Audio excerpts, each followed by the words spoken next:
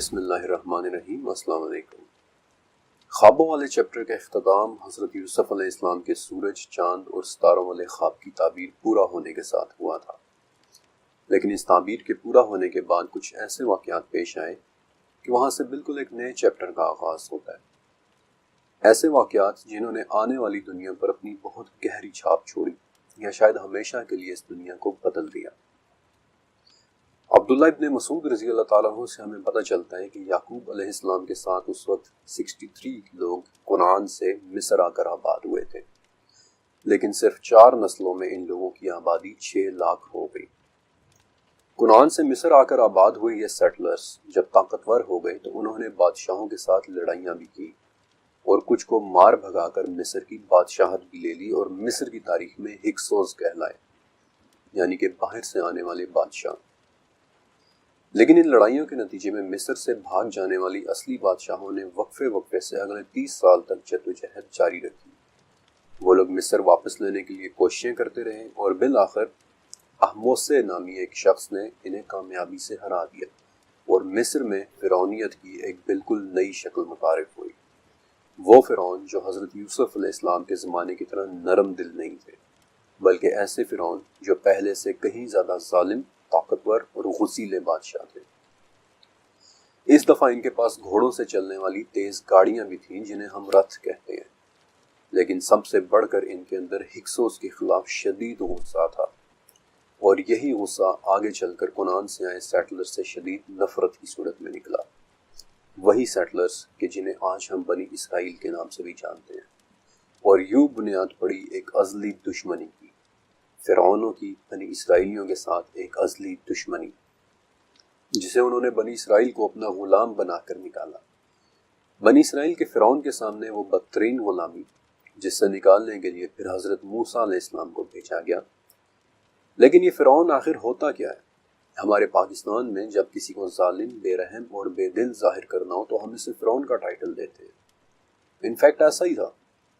فرعون کسی ایک شخص کا نام نہیں تھا، فرعون ایک ٹائٹل ہوا کرتا تھا، مصر پر حکومت کرنے والی 30 نسلوں کے بادشاہوں کا ٹائٹل۔ وہ 30 نسلیں جنہیں 30 ڈائنیسٹیز بھی کہتے ہیں۔ اور اس چیپٹر کے اندر میں آپ کو ان فرعونوں کی دنیا میں لے کر جاؤں گا جہاں آپ اپنی آنکھوں سے ان فرعونوں کی عجیب و غریب اور اسرار طاقتوں کو دیکھیں گے۔ لیکن ایسا کیا تھا جس نے فرعون کو فرعون بنایا، جس نے انہیں طاقت کے نشے میں ڈبو دیا؟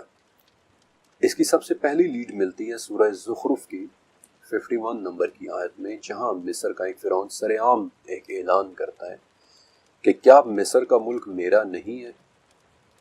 کیا تم میرے محلوں کے نیچے یہ نہریں بہتی ہوئی نہیں دیکھ رہے؟ اس فرعون نے نہروں کا ہی ذکر کیوں کیا؟ اس نے احراموں کا ذکر کیوں نہیں کیا؟ وہ احرام جن کے متعلق میں، آپ اور دنیا کا ہر شخص حیران ہے کہ آخر انہوں نے وہ احرام مصر کیسے بنائے تھے۔ آج درجنوں تھیوریز موجود ہیں، لیکن کوئی بھی یقینی طور پر یہ نہیں کہہ سکتا کہ 250 ٹن وزنی پتھروں کو احراموں میں کیسے لگایا گیا تھا، جبکہ نہروں میں ایسا کیا خاص تھا کہ فرعون نے ان کا نام لے لیا کہ کیا تم میری نہروں کو نہیں دیکھتے؟ Let me tell you something very interesting۔ فرعونوں کی طاقت نہ تو احرام مصر تھے اور نہ ہی ان کے بڑے بڑے مجسمے، بلکہ سورہ زخرف کی آیت ہمیں فرعونوں کی طاقت کے اصل سرچشمے کے بارے میں بتاتی ہے، ان کا کینال سسٹم، ان کا نہری نظام۔ ان کا کینال سسٹم ان کی چھپی ہوئی اصل طاقت تھے۔ ان 30 ڈائنیسٹیز میں بالکل شروع کے فرعونوں نے اپنا دارالحکومت میمفس میں بنایا تھا، دریائے نیل کے ڈیلٹا کے قریب پہلا بڑا شہر جہاں سے بہتی نہروں کا نظام بڑے ہی اچھے طریقے سے کنٹرول ہو سکتا تھا۔ لہٰذا دریائے نیل کی زراعت سے آہستہ آہستہ مصر کی دولت بڑھنے لگی، فرعون امیر ہوتے چلے گئے اور دور کے علاقوں میں بھی گورنرز لگا دیے۔ اب نہروں کی وجہ سے ان دور دراز کے علاقوں سے اناج، پھل اور ریسورسز کو کشتیوں کے ذریعے میمفس میں اکٹھا کرنا بڑا آسان تھا، اور انسانی فطرت ہے کہ جب استقامت اور پیسہ آتا ہے تو دل میں عجیب و غریب خیالات کا پیدا ہونا لازم ہے۔ لہٰذا ان فرعونوں کے دل میں بھی ایک خواہش پیدا ہوئی کہ اس عیش و عشرت کو کبھی ختم نہیں ہونا چاہیے، مرنے کے بعد بھی نہیں۔ لہٰذا فرعون اپنے ان دور دراز کے گورنرز پر زور ڈالنے لگے کہ بادشاہ کے لیے زیادہ سے زیادہ ریسورسز اکٹھے کیے جائیں۔ اب ان ریسورسز کے لیے گورنرز نے سوڈان تک کے علاقے پر قبضہ کیا، جہاں سے پھر سونے کی کانیں نکل آئیں۔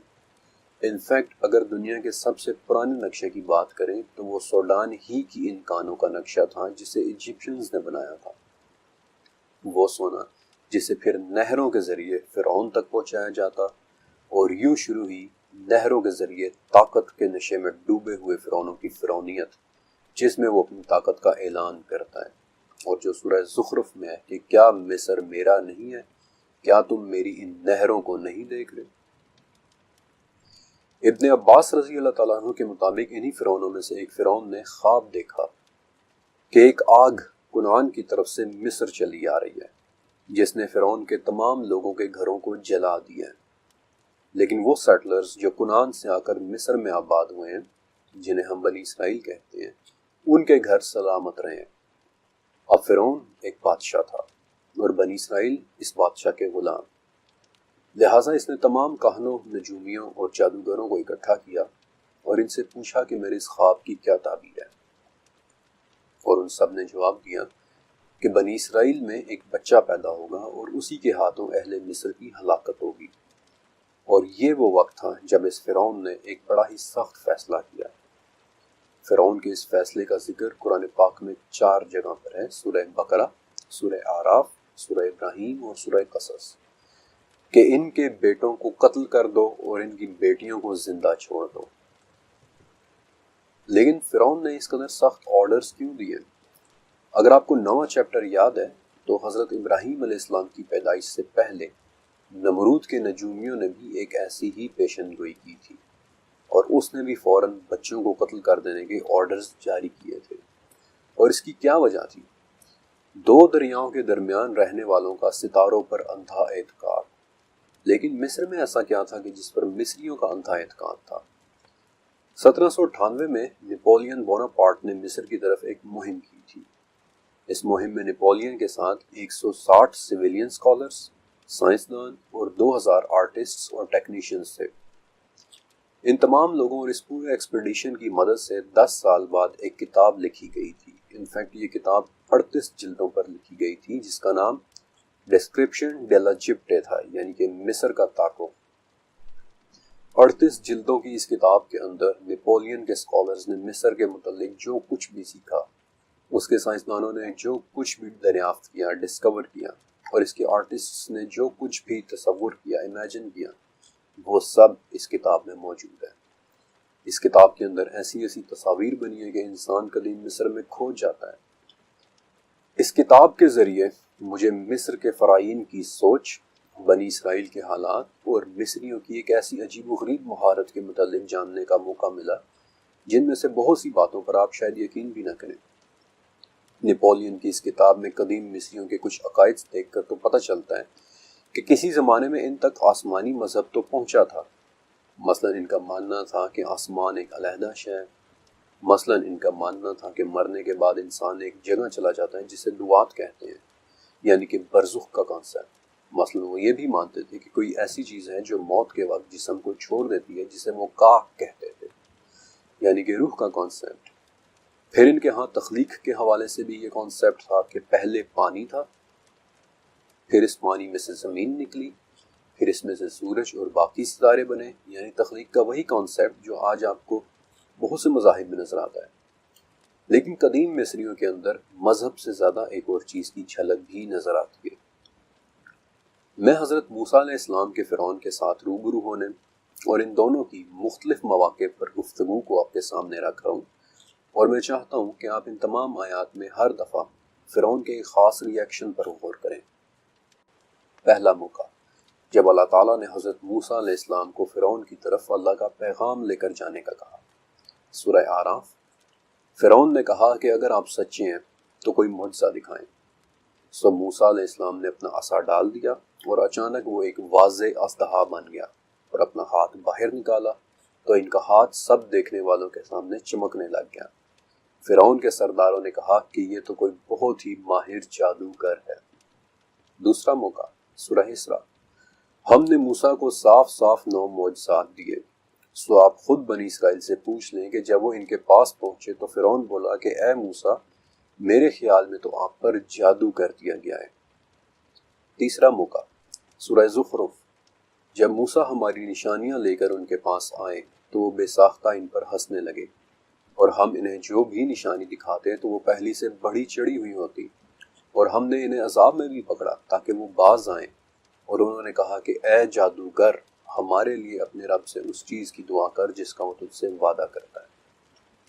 چوتھا موقع سورہ طٰہٰ۔ فرعون نے پوچھا کہ اے موسیٰ، تم دونوں کا رب کون ہے؟ انہوں نے جواب دیا کہ ہمارا رب تو وہ ہے جس نے ہر ایک کو پیدا کیا ہے، پھر اسے راستہ سمجھایا ہے۔ تو فرعون کہنے لگا کہ اے موسیٰ، کیا تم اس لیے آئے ہو کہ اپنے جادو کے زور سے ہمیں ملک سے باہر نکال دو؟ ہم بھی تمہارے مقابلے میں ایسا ہی جادو لائیں گے۔ پانچواں موقع سورہ نمل۔ جب ان کے پاس ہمارے آنکھیں کھول دینے والے معجزے پہنچے تو وہ کہنے لگے کہ یہ تو صاف صاف جادو ہے۔ چھٹا موقع سورہ قصص۔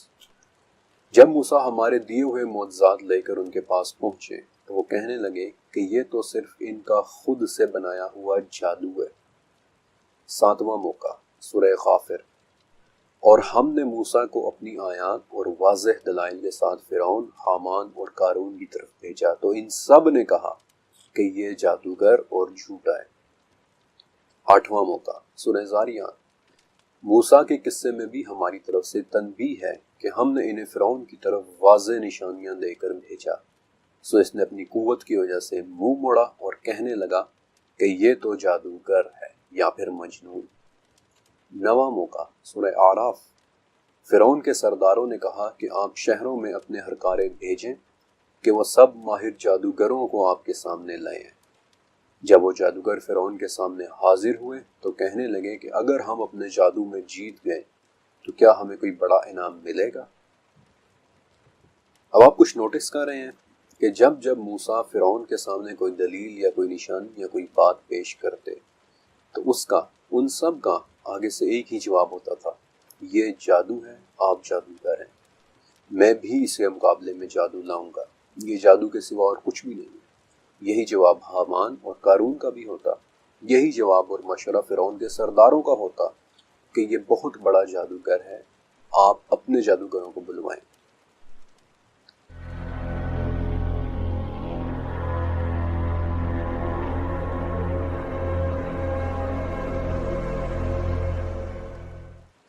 جادو وہ چیز جس کے اندر مصر کا پورا معاشرہ ہی لتڑا ہوا تھا۔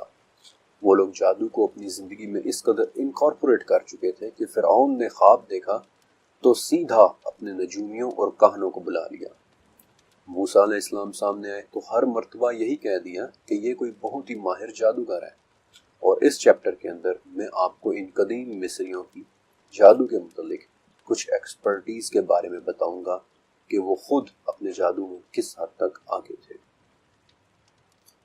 لیکن وہ سب جاننے سے پہلے ایک بات ذہن میں رکھیں کہ وہ لوگ جادو کو کوئی علیحدہ چیز یا علم کے طور پر نہیں جانتے تھے، بلکہ ان کی روزمرہ زندگی میں جادو، مذہب اور سائنس تقریباً ایک ہی شے سمجھی جاتی تھی۔ ان کے ہاں جادو کے لیے استعمال ہونے والا لفظ حکا تھا، جس کا مطلب تھا the ability to make things happen by indirect means، یعنی ہاتھ لگائے بغیر کاموں کو کر سکنے کی طاقت۔ ان کا یہ ماننا تھا کہ یہ وہ طاقت ہے جسے استعمال کر کے دور بیٹھے خدا دنیا کے تمام کام کر رہے ہیں، اور ہم بھی اس طاقت کا استعمال کر سکتے ہیں۔ ان کے ہاں ڈاکٹر سے لے کر سانپ اور بچھو پالنے والے تک تمام لوگ جادو منتر پر یقین رکھتے تھے، اور ہیکا کی سٹڈی سے پتہ چلتا ہے کہ اپنے جادوئی ریچولز کے دوران وہ لوگ اونچی آواز میں بولتے اور ایسی مخلوقات کے ظاہر ہونے پر پورا یقین رکھتے تھے جو ان کے لیے ان کے من پسند کام کریں گی۔ آکسفورڈ انسائکلوپیڈیا آف ایجپٹ کے مطابق ان تمام لوگوں سے ہٹ کر ایک شخص ایسا بھی ہوتا تھا جو جادو کے تمام فیلڈز میں اسپیشلائزڈ ہوتا تھا، ایک ماسٹر میجیشین، ایک ماہر جادوگر۔ مصری جادوگروں کی وہ کلاس کہ جنہیں فرعون نے ہر شہر میں اپنے ہرکارے بھیج کر ڈھونڈوایا تھا تاکہ وہ موسیٰ علیہ السلام کا مقابلہ کر سکے۔ فرعون کے وہ ماسٹر میجیشنز جنہیں سورہ شعراء میں فرعون کے سرداروں نے سحار علیم یعنی کہ بڑے علم والے جادوگر کہہ کر بلایا تھا۔ وہ ماسٹر میجیشنز جن کے حوالے سے فرعون کے دربار کے بڑوں نے اسے مشورہ دیا تھا کہ آپ موسیٰ اور ان کے بھائی کو مہلت دیں اور اپنے ماسٹر میجیشنز کو فلاں دن پر اکٹھا کریں۔ اس دن عام لوگوں کو بھی بلا لیا گیا تاکہ اگر ماسٹر میجیشنز یہ چیلنج جیت گئے تو عام لوگ انہی کی پیروی بھی کریں۔ اور جب یہ چیلنج شروع ہوا تو موسیٰ علیہ السلام نے ماہر جادوگروں سے کہا کہ جو کچھ تمہیں ڈالنا ہے تم ڈالو، جس پر انہوں نے زمین پر اپنی رسیاں ڈال دی، ایسے کہ دیکھنے والوں کو لگا کہ جیسے وہ زندہ سانپ ہو، اور وہ ماسٹر میجیشنز کہنے لگے کہ فرعون کی عزت کی قسم ہم ہی جیتیں گے۔ سن 1824 میں ایڈونچر کا شوق رکھنے والے ایک اور برٹش مسافر کو مصر کے تہخانوں میں سے ایک پاپائرس ملا تھا۔ پاپائرس کے متعلق میں نے آپ کو بتایا کہ لکڑی کی چھال پر لکھا اور رول ہوا ہوا ایک ڈاکیومنٹ۔ اس نے اس پاپائرس کو اپنے پاس ایک یادگار کے طور پہ رکھ لیا، لیکن اس سے اس پاپائرس کو ایک جرمن چور نے چرا لیا۔ لیکن شاید اس چور کو بھی اس پاپائرس کی اصل قیمت کا نہیں پتہ چلا، اور وہ پاپائرس ایک لمبے عرصے تک اسی چور کے تہہ خانے میں چھپا رہا، اور بالآخر اس کی موت کے بعد وہ پاپائرس اس کے گھر والوں نے نکالا، جنہیں اس پاپائرس پر لکھی باتیں کچھ سمجھ نہیں آئیں، اور انہوں نے وہ پاپائرس کسی کو دے دیا۔ اس وقت وہ پاپائرس برلن جرمنی کے ایک میوزیم میں موجود ہے، جس کا کیٹلاگ نیم پی برلن 3033 ہے، یا پھر جسے سمپلی ویسٹ کارس پاپائرس کہتے ہیں۔ بعد میں میوزیم کے اندر جب اس ڈاکیومنٹ کو جرمن زبان میں ٹرانسلیٹ کیا گیا تو اس میں لکھے واقعات اتنے عجیب و غریب تھے کہ انہوں نے اس ڈاکیومنٹ کا ایک اور نام بھی رکھا، ویسٹ کارس فیری ٹیلز، یعنی کہ ویسٹ کار کی دیو مالائی کہانیاں۔ اس ڈاکیومنٹ میں دراصل 5 واقعات لکھے ہوئے ہیں۔ پہلا واقعہ مصر کے ایک گورنر کا لکھا ہوا ہے۔ وہ کہتا ہے کہ میرے دربار کے شاہی جادوگر نبکا کی بیوی کا میمفس میں رہنے والے ایک عام آدمی کے ساتھ معاشقہ چل رہا ہے، اور نبکا کو اس کی خبر ہو گئی ہے۔ نبکا نے موم کا ایک مگرمچھ بنایا، اور جس دن اس کی بیوی نے اپنے عاشق سے ملنا تھا اس دن نبکا نے وہ مگرمچھ ندی میں چھوڑ دیا، اور کچھ ہی دیر بعد ایک عجیب واقعہ ہوا کہ ندی کے قریب واقع اس شخص کے گھر پر مگرمچھوں نے حملہ کر دیا، اور ایسے حملہ کیا کہ ان دونوں کو ہی ہلاک کر دیا۔ نبکا نے یہ واقعہ دربار میں خود ہمیں بتایا۔ دوسرا واقعہ ڈی ڈی نام کے کسی شخص کے بارے میں ہے کہ وہ جانوروں کے کٹے ہوئے سر جوڑتا ہے، اور یہ واقعہ لکھنے والا ڈی ڈی سے کافی متاثر لگ رہا ہے۔ وہ یہ بھی لکھتا ہے کہ بادشاہ نے اس شخص کو دربار میں بلایا اور اسے ایک بطخ کا سر جوڑنے کا کہا، اور جو اس نے جوڑ کر دکھایا بھی۔ اسی طرح ایک تیسرا واقعہ بھی ہے کہ جس میں چوتھی ڈائناسٹی کا ایک فرعون اپنے بیٹے کے متعلق لکھتا ہے کہ کیسے آج اس نے دربار کے اندر جادوگروں کو حیرت انگیز چیزیں کرتے دیکھا۔ لیکن یہ پاپائرس اتنی اہم اس لیے بھی ہے کیونکہ جس وقت یہ لکھی گئی تھی اس وقت مصر اپنے بالکل شروعاتی دور میں تھا۔ اس وقت ان کی زبان بھی اتنی ڈیولپ نہیں ہوئی تھی، اور یہ بڑی اہم بات ہے کہ جس دور میں نہ ان کی زبان اتنی ڈیولپ ہوئی تھی نہ ان کا آرٹ اتنا ڈیولپ ہوا تھا، ایسے شروعاتی دور میں اتنے کمپلیکس یا پیچیدہ ٹیکسٹ کا لکھے جانا ایک بڑی عجیب بات ہے۔ یوں لگتا ہے کہ جیسے وہ لوگ کسی کام کے ماہر تھے یا نہیں تھے، لیکن وہ جادو میں ضرور ماہر تھے۔ اس پاپائرس کی ایک اور بہت ہی اہم دلچسپ بات ہے کہ جو میں آپ کو پھر کسی چیپٹر میں بتاؤں گا۔ البتہ ان کی روزمرہ زندگی کے متعلق جو بھی ہمیں سکرولز یا پاپائرسز ملے ہیں ان میں جگہ جگہ ان قدیم مصریوں کے منتر لکھے ہوئے ملتے ہیں، اور ان سکرولز کو وہ اپنے مندروں یا ٹیمپلز میں بڑی محفوظ جگہ پر رکھ دیتے ہیں، اور ان میں سب سے مشہور ٹیکسٹ شاید کتاب الموت ہے، اور آپ نے یقیناً اس کے متعلق سن رکھا ہوگا کیونکہ یہی وہ کتاب ہے جو دا بک آف دا ڈیڈ کے نام سے مشہور ہے۔ یہی وہ ٹیکسٹ ہے کہ جس پر دی ممی کے نام سے ایک فلم بھی بنی تھی۔ یہ کتاب یا ٹیکسٹ کسی ایک شخص کا لکھا ہوا نہیں ہے، بلکہ اسے تقریباً 1000 سال کے عرصے میں کئی پجاریوں نے لکھا ہے، پریسٹس نے لکھا ہے، ہائی پریسٹس نے لکھا ہے۔ یہ بیسیکلی کوئی ایک کتاب نہیں ہے بلکہ مختلف جگہوں پر لکھا ہوا بکھرا ہوا ٹیکسٹ ہے، مرتبانوں پر، کیڑے مکوڑوں کے خول پر، بالخصوص اسکیربس کے خول پر منتروں کی صورت میں لکھا ہوا۔ اس کے بعض منتر تابوتوں کے اندر بھی ٹیکسٹ کی صورت میں لکھے ہوئے ہیں جنہیں آج ہم کوفن ٹیکسٹ کہتے ہیں۔ بعض اوقات یہ منتر فرعون کے مقبرے کی پوری پوری دیوار پر لکھے جاتے تھے، جیسے آج ٹی ٹی کے مقبرے کی دیوار پر لکھے ہوئے ہیں۔ اور یہ وہ منتر ہیں کہ جو صرف فرعونوں کے لیے مختص ہوتے تھے۔ یہ منتر نہ تو عام انسان کے علم میں ہوتے تھے اور نہ ہی انہیں سیکھنے کی اجازت ہوتی تھی، اور کچھ فرعین تو اپنے لیے بالخصوص منتر انوینٹ کرواتے تھے، ایجاد کرواتے تھے۔ مثلاً ایک فرعون ملکہ تھی منتوحتب، جس نے اپنے لیے کئی ایک منتر انوینٹ کروائے تھے، جن میں سے زیادہ تر منتر ملکہ کی جسمانی اور اس کی شکلی خوبصورتی کے متعلق تھے۔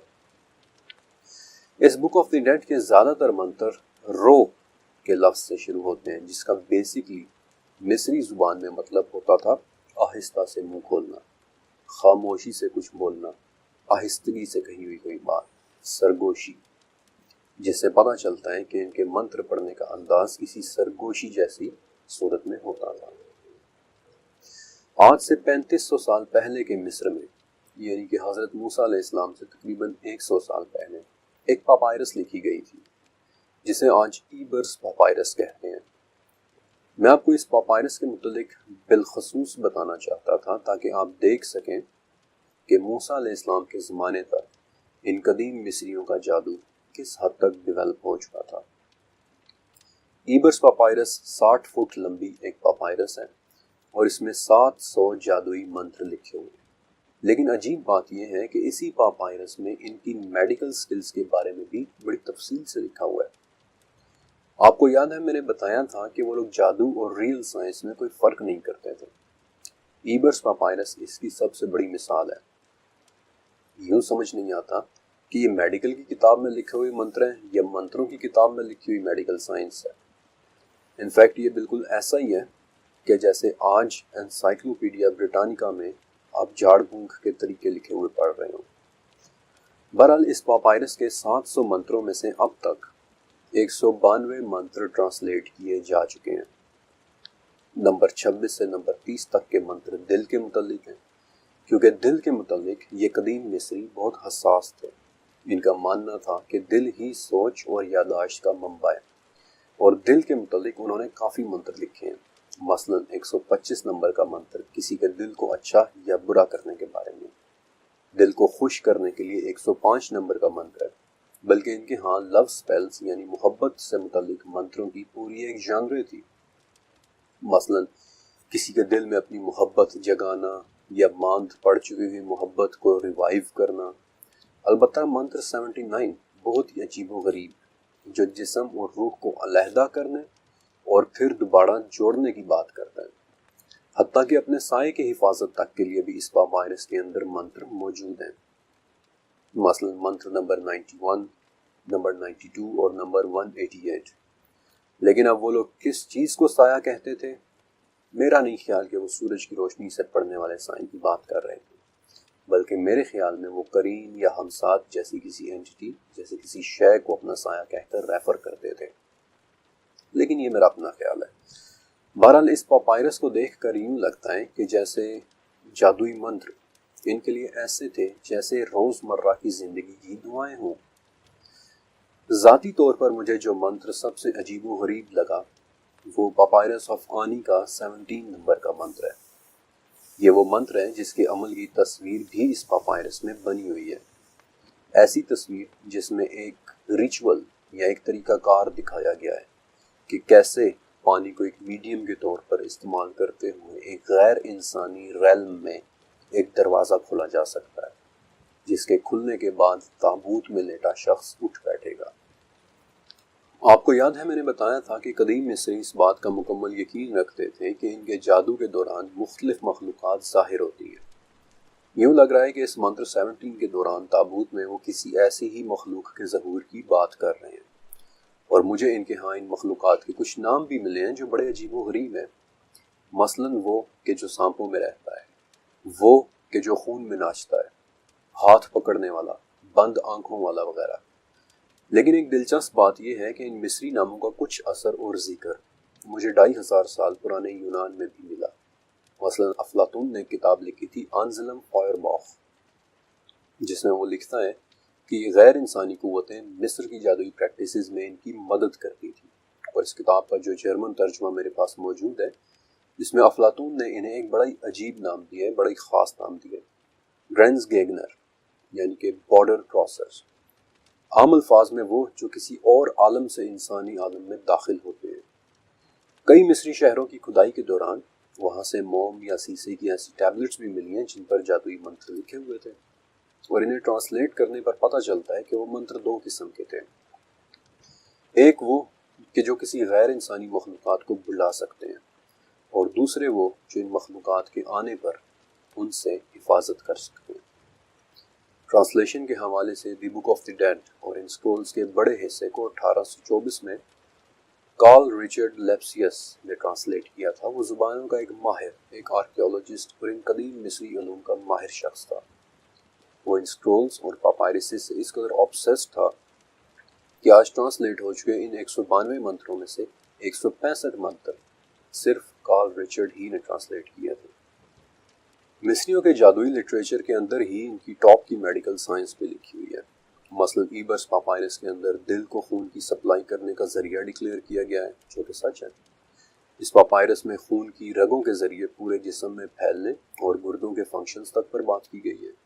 یہاں تک کہ آنکھوں میں آنسو کیسے آتے ہیں یہ تک ڈسکس ہوا ہے، اور ایک پورا چیپٹر جسے بک آف دی ہارٹ کا نام دیا گیا ہے وہ سارے کا سارا لٹریچر ہی ڈپریشن اور ڈیمنشیا کے مریضوں کے علاج پر ہے۔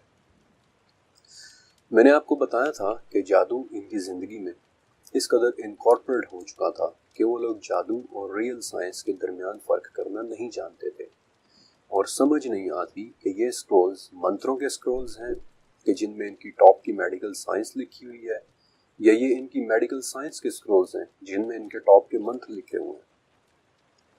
جادو اور ریئل سائنس میں کوئی فرق نہ ہونے کے علاوہ قدیم مصریوں کے ہاں ایک بڑی عجیب سی چیز یہ بھی تھی کہ ان کے ہاں اچھا جادو، برا جادو، سفید جادو، کالا جادو، ان جیسے کوئی کانسیپٹس نہیں تھے۔ جادو کے وار سے بچنے والا بھی وہی جادوئی عمل یا ریچولز کرتا تھا کہ جو وار کرنے والا خود کرتا تھا۔ ہاں، دونوں میں ایک فرق ضرور ہوتا تھا کہ وار کرنے والا چھپ کر اپنا وار کرتا تھا، جبکہ وار سے بچنے والا کھل کر اپنے ریچولز ادا کرتا تھا۔ قدیم مصری معاشرہ اس حد تک جادو میں لتھڑا ہوا تھا کہ آج بھی آپ کو جادو کے ماڈرن کانسیپٹس میں کئی جگہ اس پرانے مصر کے ٹریسز ضرور نظر آئیں گے۔ مثلا جادو کے لیے ماڈرن انگلش لفظ میجک، جو 700 سال پرانے ایک یونانی لفظ میجیکوس سے نکلا تھا، لیکن میجیکوس کا لفظ بھی 2500 سال پرانے ایک ایرانی لفظ میگس سے نکلا تھا، جس کا مطلب راہب یا پجاری ہوتا تھا۔ لیکن ماگس کا لفظ بھی اوریجنلی ایرانی نہیں ہے، بلکہ ماگس کا لفظ بھی ایک مصری لفظ میجائے سے نکلا ہے، جس کا مطلب ہوتا تھا قدرت رکھنے والا۔ ایکچولی شاید آپ محسوس کر سکیں کہ اس لفظ کا ماخذ ہی ایک ایسا لفظ ہے کہ جس میں سرکشی کا مادہ صاف نظر آتا ہے، کیونکہ اس کائنات میں قدرت رکھنے والی ذات صرف ایک ہی ہے، وہ ذات جو ہر چیز پر قادر ہے، ہر چیز پر قدرت رکھتی ہے۔ آج ماڈرن کلچر کے جادو میں مصری دور کی جو دوسری چیز آپ کو نظر آئے گی وہ جادو کی چھڑی ہے۔ آپ نے ہیری پوٹر کی موویز سے لے کر جادوئی دنیا کے متعلق ہر ناول میں میجک وانڈ یا ایک جادو کی چھڑی دیکھی ہوگی، جہاں جادو کی چھڑی ہی جادوگر کی اصل طاقت ہوتی ہے۔ لیکن کیا کبھی آپ نے سوچا کہ جادوئی چھڑی کا کانسیپٹ آخر آیا کہاں سے تھا؟ شاید آپ کو یہ جان کر حیرت ہوگی کہ جادو سے انسپائرڈ لوگ جادو کی اس چھڑی کی انسپریشن حضرت موسیٰ علیہ السلام اور جادوگروں کے اس واقعے سے ہی لیتے ہیں جس میں جادوگروں نے اپنی چھڑیاں جادو کے زور سے سانپ بنتے دکھائی تھیں۔ انفیکٹ آج بھی انگلینڈ کے مانچسٹر میوزیم کے ایجپشن سیکشن میں فرعون کے زمانے کا ایک چھوٹا سا بت پڑا ہوا ہے جس کا جسم عورت کا، سر شیر کا، اور اس کے دونوں ہاتھوں میں چھڑیاں ہیں جو مڑے ہوئے سانپوں کی شکل میں ہیں۔ لیکن فرعون کے ماسٹر میجیشنز نے اپنی لکڑی کی چھڑیوں کو جس طرح سانپ دکھانے کا جادو کیا تھا، وہ کسی قسم کے ٹرانسفارمیشن سے متعلق جادو لگتا ہے، جو بیسیکلی ایک انتہائی پاورفل جادو ہے، جس کے کرنے والوں کے لیے فرعون کے درباریوں نے سحار علیم کا لفظ استعمال کیا تھا، بڑے علم والے جادوگر۔ لیکن پھر اس جادو کا کیا ہوا؟ سورہ طٰہٰ، جب موسیٰ علیہ السلام نے اپنے دل ہی دل میں ڈر محسوس کیا تو ہم نے کہا کہ خوف نہ کریں، یقیناً آپ ہی غالب رہیں گے، جو آپ کے دائیں ہاتھ میں ہے اسے رکھ دیں، وہ ان کی بنائی ہوئی چیزوں کو نگل جائے گا۔ یہ تو جادوگروں کے ہتھ کنڈے ہیں، اور جادوگر کہیں سے بھی آئے وہ کامیاب نہیں ہوتا۔ اور تمام جادوگر سجدے میں گر پڑے اور کہہ اٹھے کہ ہم تو موسیٰ اور ہارون کے رب پر ایمان لائے۔ اپنے زمانے کا شاید سب سے طاقتور پاور شو جس میں انہوں نے اپنا بہترین ٹرانسفارمیشنل میجک دکھایا، بلکہ قرآن پاک خود ہمیں سورہ اعراف میں بتاتا ہے کہ انہوں نے اپنی طرف سے ایک طرح کا بڑا جادو دکھایا، لیکن جب موسیٰ علیہ السلام کے عصا نے بڑا اژدہا بن کر ان کے سانپوں کو کھا لیا تو وہ فوراً سجدے میں گر پڑے۔ یہ واقعہ سورہ شعراء میں بھی ہے اور سورہ اعراف میں بھی ہے۔ وہ جادوگر حقیقتاً اپنے کام میں ایکسپرٹس تھے، لیکن جو کچھ وہ دیکھ رہے تھے انہیں پتہ چل چکا تھا کہ جو موسیٰ نے کیا ہے وہ کوئی جادو نہیں ہے۔ اور جب ان کے سجدے پر فرعون غضبناک ہوا تو سورہ اعراف کے مطابق انہوں نے بھی آگے سے جواب دیا کہ کیا تو نے ہمارے کام میں کوئی عیب دیکھا تھا، سوائے اس کے کہ ہم اپنے رب پر ایمان لا رہے ہیں۔ اس میں کوئی شک نہیں کہ انہوں نے اپنی طرف سے مصر کے ٹاپ کا پاور شو دکھایا تھا، اور اسی لیے انہوں نے فوراً فرعون کو کہا کہ کیا تو نے ہمارے کام میں کوئی کمی دیکھی تھی۔ شاید اس دن مصر کے 700 منتروں میں سے سب سے بڑا پاور شو ہوا تھا، وہ 700 منتر جن میں سے ابھی ہم صرف 192 ہی ٹرانسلیٹ کر پائے ہیں۔ لیکن جواب میں ان جادوگروں نے جو دیکھا اس پر وہ رب کی قدرت پر ایمان لائے بغیر نہیں رہ سکے۔ بہرحال جادو ایک انتہائی قریح دنیا ہے، لیکن مصر صرف ایک آغاز تھا۔ It was just the beginning۔ آگے آنے والے چیپٹرز میں کچھ چیپٹرز ایسے ہوں گے جہاں میں آپ کو ان علوم کی کچھ مزید شکلیں بھی دکھاؤں گا، مزید بگڑی ہوئی شکلیں۔ آج سے چند سال پہلے یہ تمام باتیں مجھے شاید بہت زیادہ ڈرا بھی سکتی تھی۔